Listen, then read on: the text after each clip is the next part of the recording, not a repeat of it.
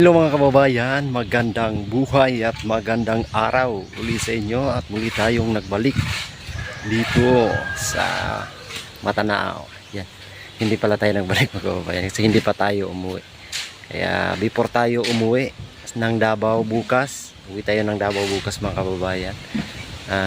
Sa ngayon ay i-update muna natin yung bahay kung ilang porsyento na yung natapos ng bahay ng Key Sisters kasi uwi na tayo bukas at patagal-tagal pa tayong hindi makabalik mga kababayan. Sa ngayon i-share natin sa inyo ang ilang porsyento na ba ang natapos ng bahay ng Key Sisters. So sa tingin ko ay nasa mga 40% na yata ang natapos mga kababayan. Tara, punta natin. Lamig ng hangin ngayon. Ang ganda ng panahon ng tag-init kasi grabe, sobrang init mga kababayan. I-share natin ang bahay kasi uwi tayo ng bukas ng Davao. Yan. So ayan na yung update ng bahay mga kababayan. Meron na siyang cladding magkabilaan. So dito sa sa likod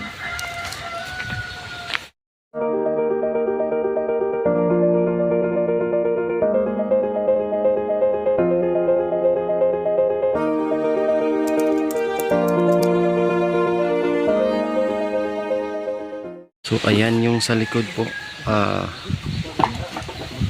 Tingin ko na sa mga 40% na yung natapos ng bahay mga kababayan. So may na dito, cladding. Saka puntahan natin sa harapan. Ito yung sa likod niya, sa part nagpa-file sila ng hollow block dyan sa septic tank. So ayan sa likod. So grabe yung bahay, napakalaki ng bahay mga kababayan. Nakikita na natin yung kanyang kalakihan ng bahay. So dito na part hindi pa nalagyan ng cladding. Tingnan natin. So ayan, dito na side is hindi pa nalagyan ng cladding at hindi pa nalagyan ng mga bakal dyan. Dito na lang na part.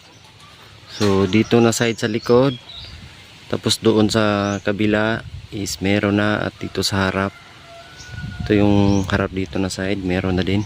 So ito na yung gagawin ngayon sa bahay mga kababayan. At itong na to, puno na to, sayang man pero putulin yan mga kababayan para hindi masira yung yung bubong ng bahay. Doon malalaglag yung kanyang mga dahon, tsaka delikado rin po. Kaya yung puno na yan, kahit sayang, is putulan yan dyan para hindi yung bahay. Puntahan naman natin yung harap. Ito tayo. So ayan, ito yung harapan at meron ng cladding din dito. So kulang pa yan mga kababayan, lagyan pa yan ng dyan sa gilid. Ngayon pa na ng dyan yung angle, wall angle. So dito yung T-race at saka hindi pa tinakpan dyan ng cladding kasi may plano pa yan mga kababayan dyan. Ito na po. Ayan. So nakapatong na yan po yung nung kanyang beam, steel trusses. So pagbalik siguro natin dito sa mga ilang week ay talagang makikita na natin yung progress at yung kagandahan ng bahay mga kababayan. Yung loob niya, kulang na yan ay double wall, pero kailangan pa ikabit yung mga wiring dyan mga kababayan. So naka-order na ng materialis para ikabit sa loob yung mga wiring bago takpan ng double walling. Tapos yung flooring. Yun yung kulang at saka yung finish. Puntahan nga natin. Ayan o. So yung wiring kailangan pa ipangkabit dyan mga kababayan. At i-finish pa to lahat. Flooring. Ita-tiles. I-flooring to tapos ita-tiles. Yan yung ano nyo. Ayan. So yung kulang dyan mga kababayan, lagyan pa yan. Lagyan pa yan ng ano, ng masa. Yan na lang yung kulang. Oh. Yan.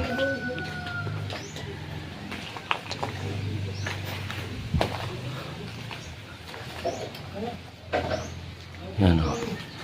So finish pa to lahat. So yung bahay ay nasa mga 40% pa yung natapos mga kababayan. Mga ilang week ay makapitan na yan lahat ng cladding, tapos mawiringan. Pagbalik ni Sir Paul dito mga kababayan, siguro ay malapit na yung matapos ang bahay ng business. So bukas ay babalik na ako ng Davao at doon na naman tayo mag update sa Davao mga kababayan, kasi nasa ano na ako dito, 3 araw yata or parang 5 days na ako rito. So kailangan na nating umuwi sa Davao. So habang nandito pa tayo, i-update natin. Ayun, na-share natin sa inyo yung bahay ng Key Sisters. Ayan. So salamat sa nagmamahal sa Key Sisters mga kababayan, lalong-lalo na yung sponsor ng bahay. Napakabuti, maraming salamat. So in-update ko lang kasi wala si Sir Paul dito, para naman ay malaman nyo po kung ano na ang update ng bahay mga kababayan. At abangan na lang natin yung pagbabalik ni Sir Paul dito sa Davao. Sa ngayon ay pumunta siya dun sa Bicol yata yun. Yan, sa Bicol. At may binlag din sila doon, mga brothers and sisters. So ngayon ay grabe ang init talaga dito sa Mindanao. Dito sa Davao del Sur, grabe yung init mga kababayan. Sobrang init.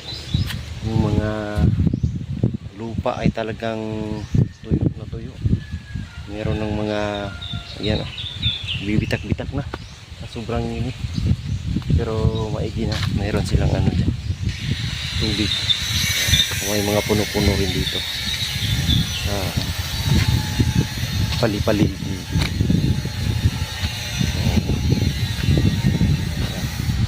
Kunting tiis na lang yan mga kababayan, malapit na yung matapos ang bahay ng Key Sisters. Yan, at uwian na mga kababayan kasi alas 5 na ng hapon. Tapos na yung araw. Hapon na at uwian na mga kababayan. Grabe yung init dito sa Mindanao.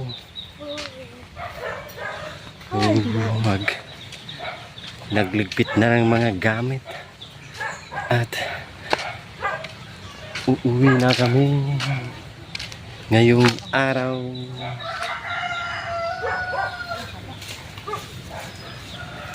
Grabe ang lamig ng hangin, ay masarap sa pakiramdam kasi wala nang init na. Team natin, Team Panday. Let's go na tayo, uwi na, let's go. At tayo na nga mga kababayan, nakauwi na kami dito sa bahay ng tiyuhin ko. At yung tiyuhin ko pa nga lang mga kababayan ay isa rin sa gumawa ng bahay ng Key Sisters. Ayan, so nakita namin yung about sa pagka-discovery namin sa Key Sister mga kababayan is yung anak ng tiyuhin ko, yung nilapitan ko yung pinsan ko kung meron bang mga mga ano dito, mga deserving na matulungan. At yun nga, itinuro yung Key Sisters kasi sila po yung mga talagang deserve na matulungan, at ngayon ay talagang nabago na yung buhay ng mga magkapatid. At magpasalamat tayo sa Panginoon na nauna, at siyempre sa sponsor ng Key Sisters na may mabubuting puso. Maraming salamat. Talagang makikita ko ngayon na nabago na yung kanilang pamumuhay kahit na wala na silang magulang. So andyan naman yung mga sponsors na mga mabuti ang kalooban. So thankful tayo na marami pa talagang mga kababayan natin na may mga mabubuting puso. So thankful tayo sa lahat. Ang dami ng natulungan sa pamamagitan din ng Pugong Biyahero, mga kababayan. Ang dami nang nabago ang buhay.